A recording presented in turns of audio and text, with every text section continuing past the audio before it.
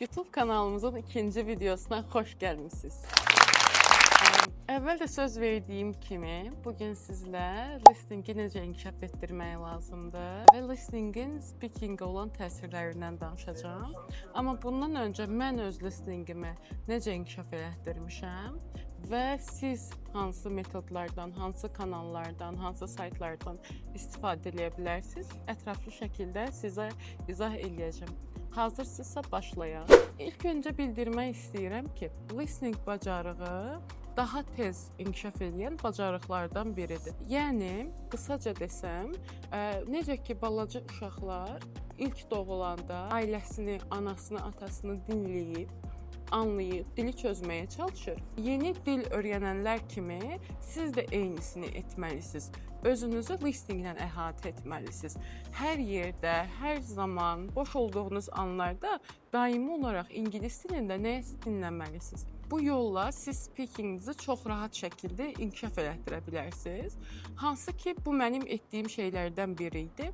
Mən ingilis dilini öyrənərkən demək olar ki, gecə-gündüz, yolda, dərsdə fərq etməz, hər yerdə müxtəlif tipli videolara baxırdım. Bunlara TED Talks'lara aiddir, hansı filmlər aiddir və s. Və həmin videolara baxanda bir müddətdən sonra müəllimlərim belə mənim özümdəki dəyişiklikləri görmüşdüm. Hansı yaşda olduğunuz və yaxud da hansı dildə danışdığınızın heç bir fərqi yoxdur. Ana dilinizin hansı dil olduğunun heç bir fərqi yoxdur. Əsas odur ki, özünüzü dinləməklə əhatə eləyəsiniz. İstifadə edə biləcəyiniz saytlardan başlayaq. İlk öncə mən YouTube saytlarından başlamaq istəyirəm. Gəlin hansı YouTube kanallarına baxmalıyıq, onları məsləhət verim sizə. Saytları buralarda sizə qeyd eləyəcəm. İstədiyiniz sayta bir kliklə keçid eləyib baxa bilərsiniz.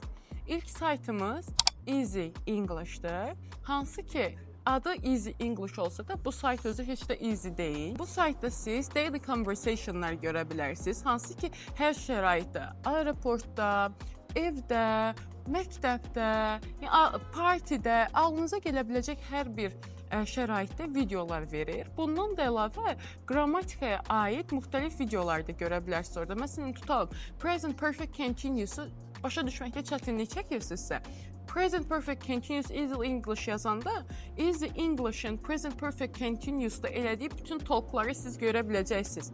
Yəni, artıq onda başa düşməyə başlayacaqsınız ki, mən Present Perfect Continuous'u məsələn, hansı situasiyalarda istifadə edə bilərəm.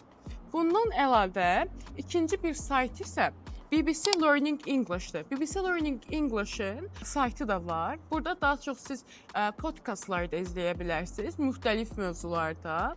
Həmin podkastları izləyərkən özünüzə lüğət də götürə bilərsiniz. Yəni, gündəlik dinləmək üçün müxtəlif mövzularda olan maraqlı topiklər üzərindən söhbətlər gedir. Yəni, əgər podkast dinləməyi sevirsinizsə, mənim digər ən çox sevdiklərimdən biri və tələbələrimlə də işlədiklərimdən biri Learn English with TV series'dir. Siz orada müxtəlif filmlərdən olan kadrlarla ingilis dilinizi inkişaf etdirə bilərsiniz. Müxtəlif vocabulary, grammar və s. kimi mövzulara toxunulur. Yəni, hansısa bir qrammatikada falan çətinlik çəkərkən sıxıcı dinləmə etmək istəmirsinizsə, Learn English with TV series kanalına keçid edib baxa bilərsiniz. Növbəti bir neçə sayt məsləhət görmək istəyirəm sizə.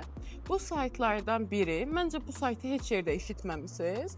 Saytın adı Listen in English'dir. Təəssüf ki, bu saytı buraya yerləşdirə bilmirəm, çünki o YouTube kanalı deyil. Amma şərhlərdə Listen in English yazmağınız kifayətdir ki, mən sizə həmin kanalın linkini göndərim.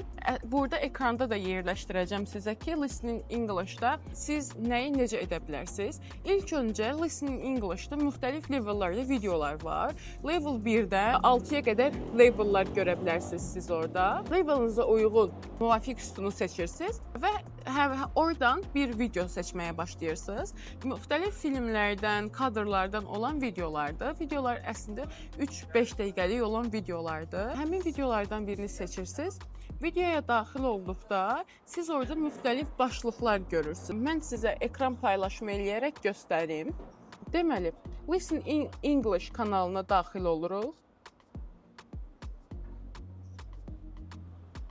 və buradan levelimizi seçirik. Məsələn, mənim levelim 6 harddır.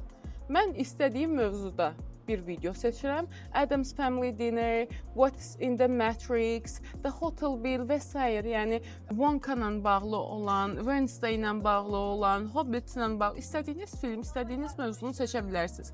Videoya daxil olduqdan sonra siz burada müxtəlif başlıqlarda punktlar görəcəksiniz. İlki Directions'dır. Directions sizə izah eləyir ki, siz bu videonu izlədikdən sonra nələr etməlisiniz. İlk öncə videonu izləyirsiniz. Video 3 və yaxud da 5 dəqiqəlik bir videodur.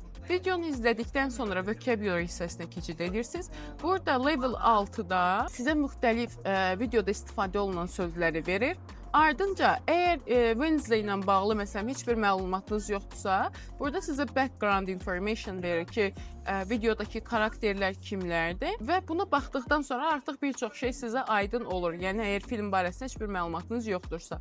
Sonra questions hissəsinə keçirsiniz. Videoda izlədiyiniz hər bir şey questions hissəsində sizə sual olaraq geri dönür. Burada true, false və ya da multiple choice kimi sualları görə bilərsiniz. Ardınca vocabulary review hissəsi var burada, hansı ki siz vocabulary üzərində işləyə bilərsiniz. Sentence building tapşırıqları var, listen and repeat tapşırıqları var, discussion hissəsi var. Hansı ki mən bu hissəni çox sevirəm. Çünki videoya sadəcə listening etmək amaclı baxmırıq, həm də video ilə bağlı müxtəlif topikləri müzakirə edirik və mənə aydın olur ki, tələbə hansı hissədə nəyi başa düşməyib və ümumən əgər hansısa dinləməklə bağlı çətinliyiniz varsa, script hissəsini yoxlaya bilərsiniz. Digər bir sayt isə ISL adlı bir saytdır. Bu saytda siz həm vocabulary-ni, həm qrammatikanı, həm listening-i eyni anda inkişaf elətdirə bilərsiniz. Play modudadır sayt, onu da yerləşdirəcəm bura və yaxud da ISL yazaraq və yaxud da ki listening links yazaraq comment bölmələrində həmin videoları məndən istəyə bilərsiniz. Orada məsələn videodan qısa bir hissə gedir və video stop eləyir. Siz yazmalı olduğunuz sözü, düzgün sözü özünüz seçirsiniz və ora daxil edirsiniz və video davam edir. Bu variantlar şəklində də ola bilər. Siz fill in the blanks şəklində də ola bilər, true false şəklində də ola bilər və s. Amma mən daha çox həmin videoları izlədikdən sonra, yəni qrammatik və yaxud da ki vocabulary ilə bağlı tapşırıqları etdikdən sonra həmin videonu tələbələrimlə müzakirə edirəm. Yəni biz bu video barəsində çoxlu discussionlar edirik. Digər bir sayt isə dinləməni inkişaf etdirə biləcəyiniz Ella.org-dur. Ella.org-da siz müxtəlif levellarda videolar, qrammatika ilə bağlı videolar, dinləmələr, testlər, vocabulary quizlər kimi müxtəlif mövzuları da işləyə bilərsiniz. Əgər leveliniz çox aşağıdırsa, məsləhət görərdim ki, Ella.org-dan başlayasınız.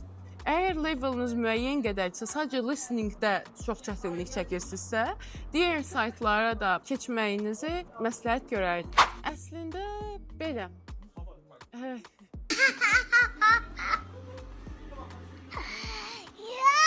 Demək istədiklərim listening mövzusunda bu qədər idi. Əslində çox şey var.